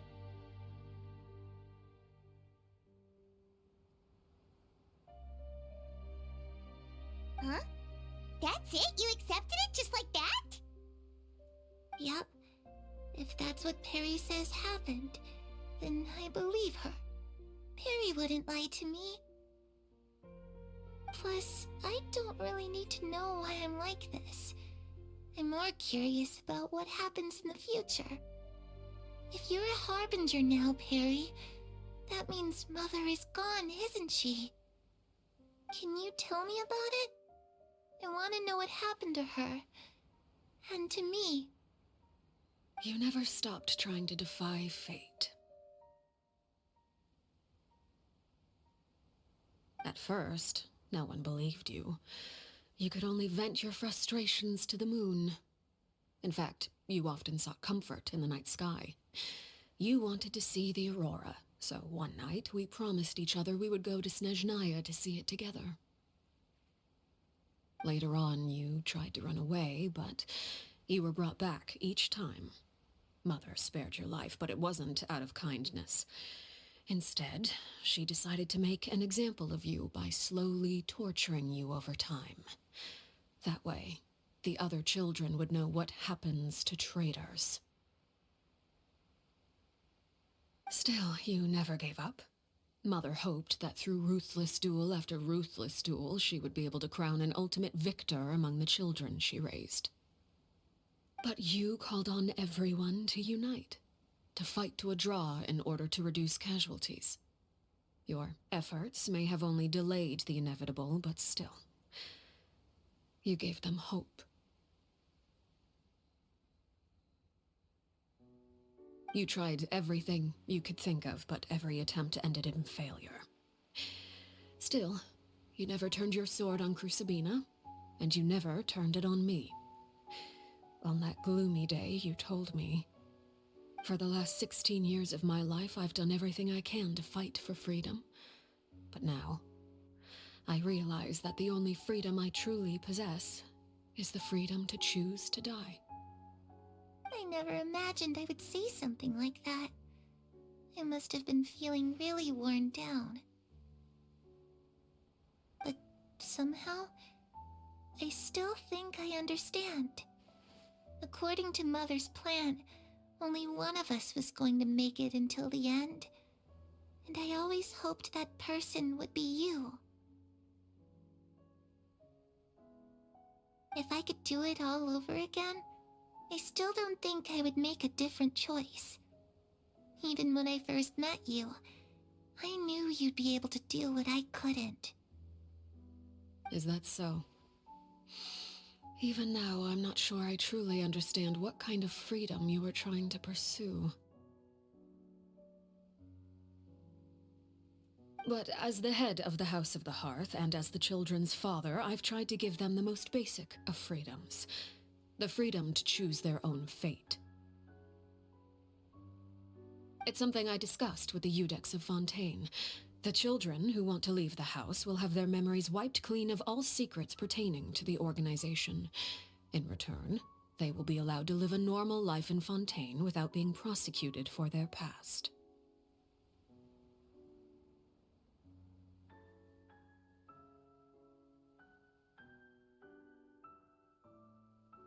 Of course, I won't simply hand freedom to them on a silver platter.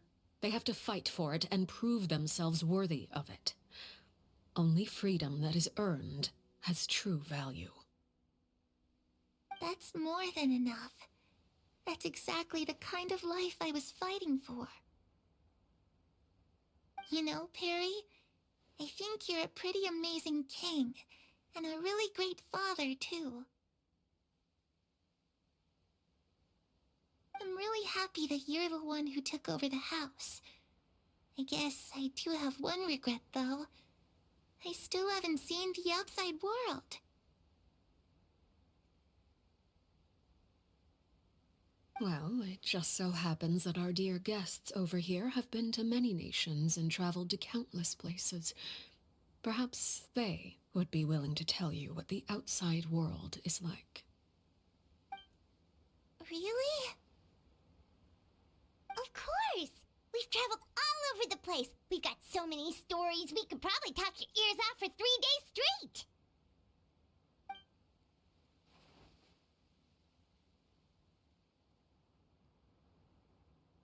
You know, I used to dream of being a bard. Playing the lute while singing into the winds of freedom. Even if there was no one there to listen, I would have continued to sing no matter what. Ah, that's where Mora comes from. I never knew that before. If I had some Mora, I would buy 3 new dresses. One for me, one for Perry, and one for Mother. It's just too bad Perry doesn't like wearing dresses. And Mother, she probably wouldn't accept something like that either. I guess I'd just have to keep them all for me then. I could wear a different one every day.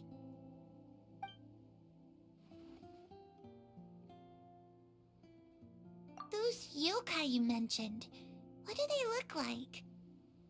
I once saw a drawing of this one guy with horns on his head and a super scary face. Are there any yokai like that?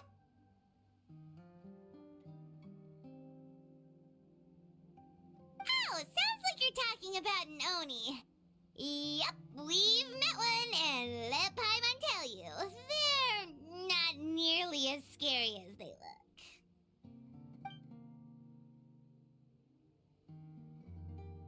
I was always too afraid to skip Mother's fighting lessons. But at the academia, I bet you could do all sorts of secret things in class. Things that have nothing to do with studying. I'm just kidding. Being able to study whatever you want without having to fear for your life actually sounds pretty great.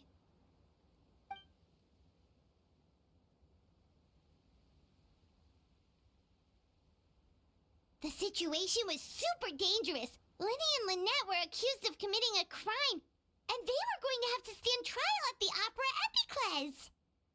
Oh no! That must have been hard for all of you. What happened next? Don't worry, we were able to turn the situation around super quickly. All thanks to Detective Paimon, of course.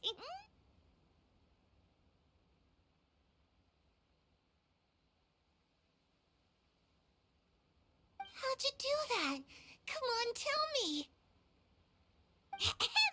Okay, so it was like this. After the failed magic show, we rushed to the scene and...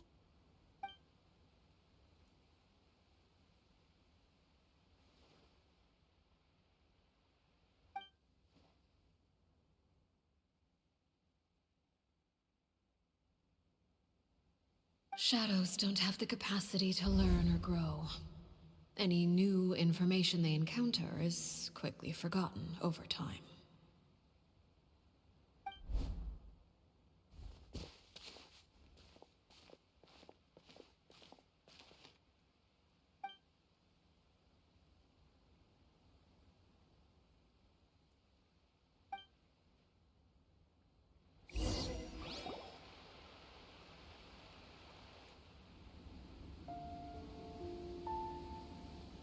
Clairvy, you've worked tirelessly from the shadows to overthrow the House of the Hearth. Now, by my authority as the Knave, I shall announce how this matter ends. You are hereby expelled from the House of the Hearth. You are no longer tied to this place, nor are you bound by its rules. You're saying that I can finally leave? I get to experience the outside world as well? Oh, I almost forgot. There's no getting older for me. Still, seeing who you grew up to be makes me really happy, Paraware. Take care of yourself. Goodbye. May we meet again someday.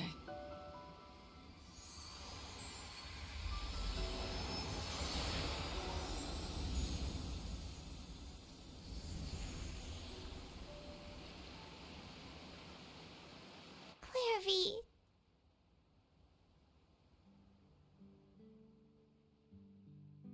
She left so soon. Paimon didn't even get to finish her story.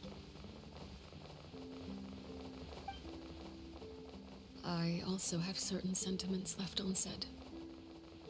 I wanted to tell her that the aurora I saw in Snezhnaya was just as beautiful as the ones in the pictures. But a shadow's memories reset at dawn.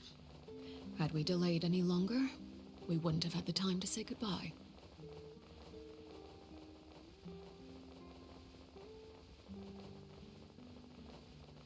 Whatever regrets may linger, let them be lost to the coming of a new day. Father? It's Linny! Hey, Linny!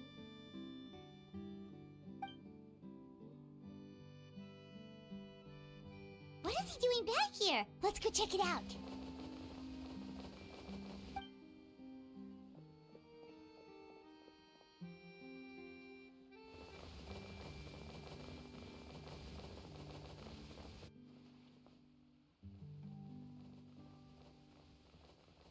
Father, the bottled flames have been administered. Filial and the others have left the house. And you? What have you decided? Thank you for giving us that choice, Father. But we never wanted to leave the house. It's the only home we've ever known. Lynette and Fremine feel the same way. They're recuperating back at the Hotel Bouffe d'été. But I decided to come back and tell you where we stood. I'm sure you're well aware of the expectations I have for you. I want you to follow in my footsteps and become the next king of the house. Yet you seem to have different ideas. I must admit, I'm rather surprised by your decision to stay. There's nothing wrong with choosing to live a quiet life. Leading this organization is a heavy responsibility, one not so easily carried by someone forced onto the throne. I just never understood what you saw in me. What made you believe I was deserving of that throne? You're brave, talented, and, most importantly, you cherish your family.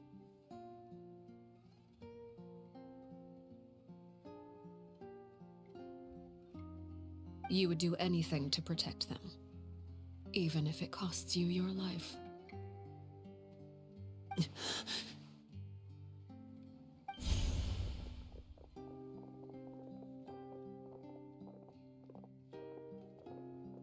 Speaking up back there was so brave of you, Linny. It's all thanks to you that we were able to convince Father to back down.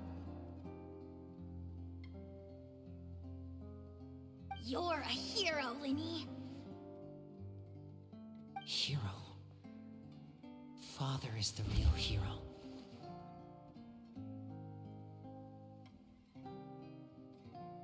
Had Father gone all out during the duel, there's no way I would have walked away with my life. She must have had it all planned from the beginning, from the very moment she suggested a duel.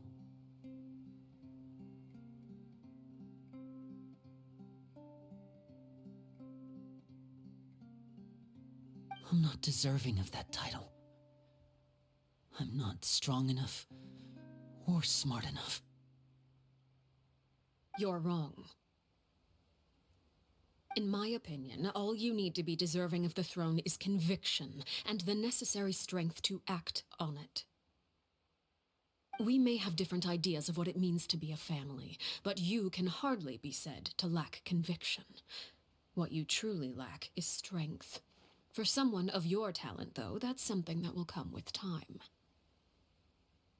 Even without that strength, you still chose to face me in a duel, even though the odds were stacked against you. That capacity to honor your convictions is what I truly see in you. Father. No one knows what the future holds, what tragedy or triumph may be in store. Being at the head of this organization requires the strength of will to face whatever comes. Caution will only hold you back. If reaching a certain standard were required to go after what you want, I would never have succeeded in killing my predecessor. Back then, there was still a considerable gap between our abilities.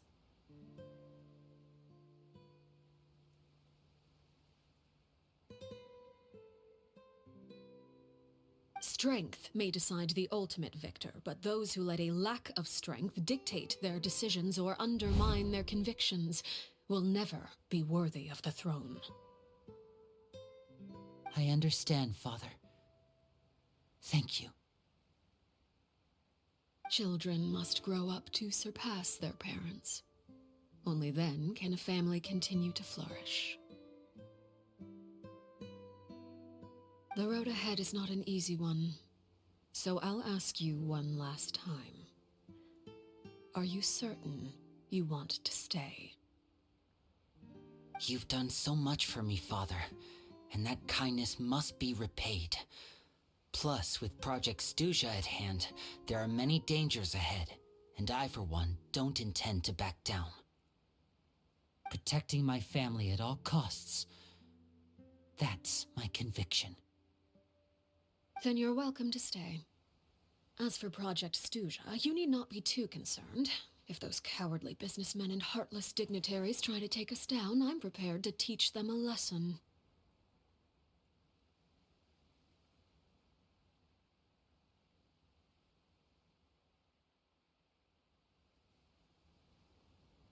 Having members who longed for the light was our organization's last weakness.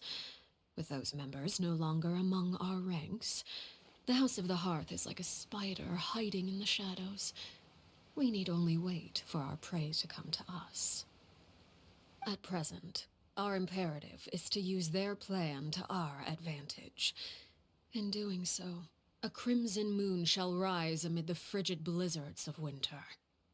No demonstration of loyalty shall go unrewarded, and no sacrifice shall be in vain.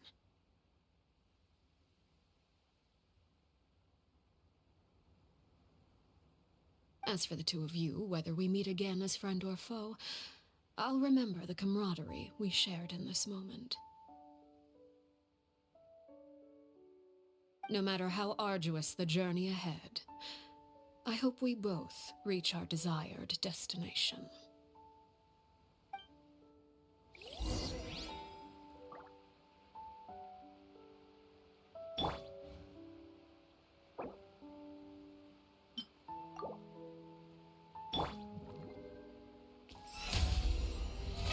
How brilliant!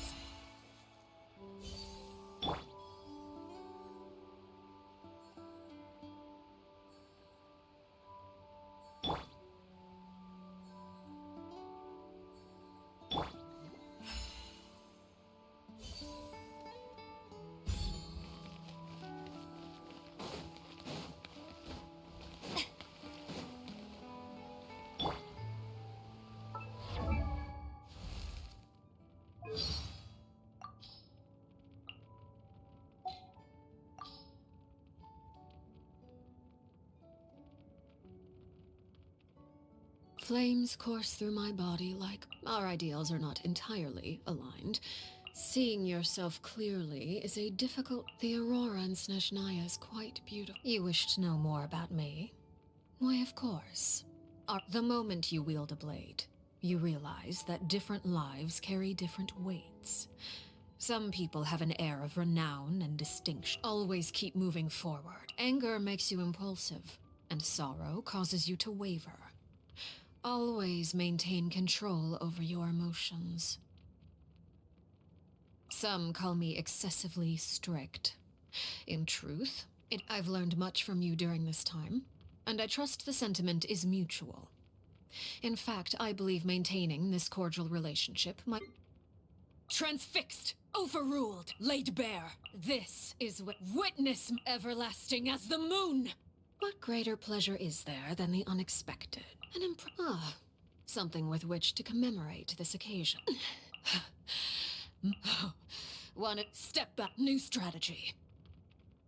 No need to fret. This will be a productive I am the knave, Arlecchino. Fourth, staring into my eyes is what could something you wish to report? Go on. You have my undivided. This kind of weather is more only in the grip of winter do people truly appreciate the warmth of. The children often make use of words and phrases from popular vernacular that are only comprehensible among. This memo states that today is your birthday. Is that true?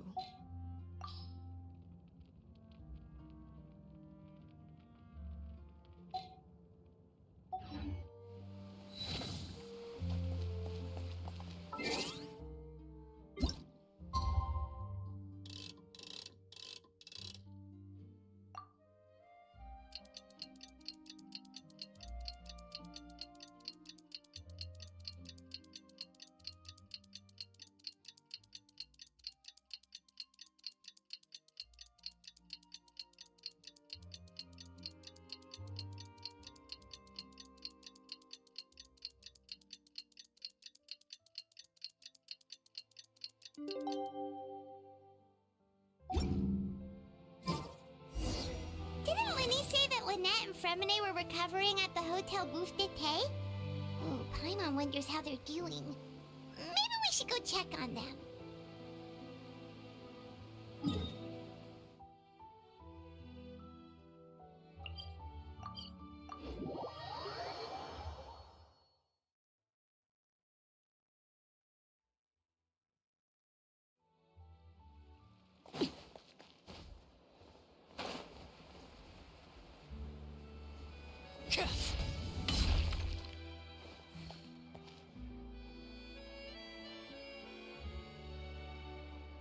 Lynette? Fremine? How are you feeling? Much better. Whew, what a relief! What about you? Are you feeling alright?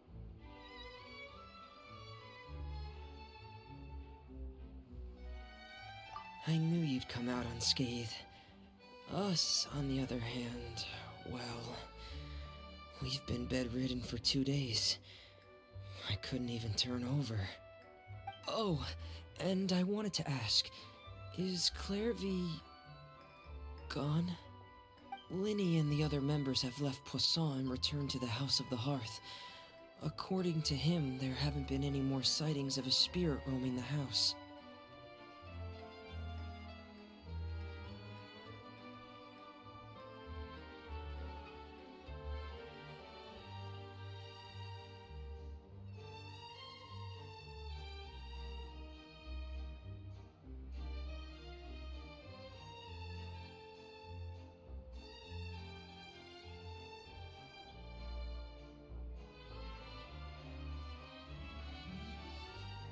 I see.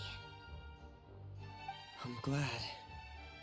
Father came to check up on us 2 days ago and told us about what happened with Crusabina and Clairvy. Actually, I've met Crusabina before.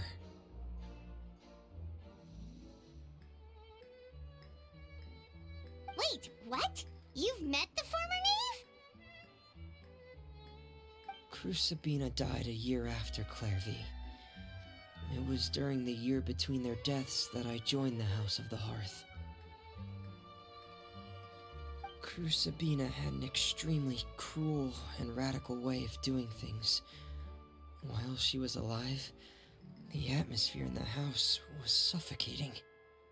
When I joined, though, the experiment she valued so much had already come to an end, and all the people involved, dead and injured alike, were gone. Crusabina never talked about the past with us newcomers. A couple of months after I joined, Father killed Crusabina and burned all her files. With that, The names of all the people subjected to her experiments, Clairvy included, were lost to the flames, along with the painful memories they represented. Father took in Lenny and me a couple months after that, but she never mentioned anything about Crucibina or Clairvy. It really seems like something she was planning to keep to herself. The last time you talked to her, did she mention why she kept it a secret for so long? She said she didn't want us to be affected by the darkness of the past. She was worried we'd develop a false sense of gratitude towards her if we knew about it.